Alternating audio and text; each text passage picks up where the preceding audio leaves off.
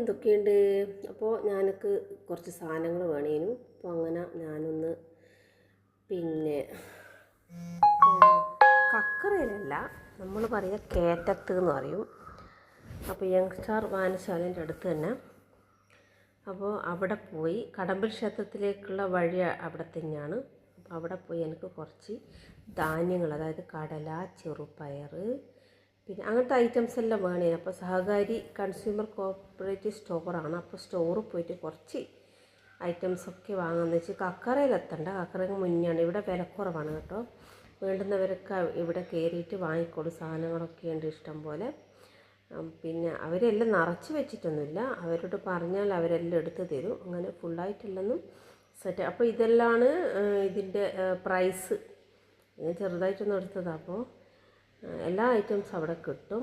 പിന്നെ ഞാൻ അധികവും അവിടെ തന്നെയാണ് പോയിട്ട് സാധനങ്ങളൊക്കെ പർച്ചേസ് ചെയ്യാറ്.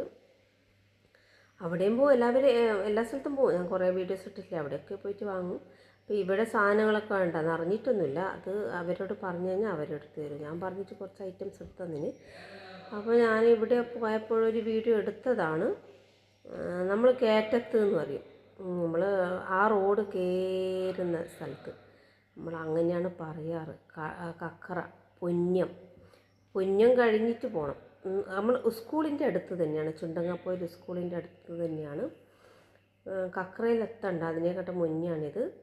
അപ്പോൾ ഞാൻ അവിടെ പോയിട്ടൊരു വീഡിയോ എടുത്തതാണ്. ഇവിടുന്ന് എന്ത് സാധനം വേണ്ടിയൊക്കെ പറഞ്ഞാൽ ഇവിടെ എല്ലാ ഐറ്റംസും ഉണ്ട്. അവരോട് പറഞ്ഞാൽ അവരെടുത്ത് തരും.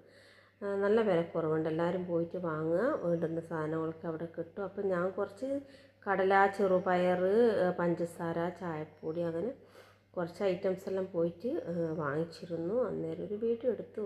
ഓക്കേ.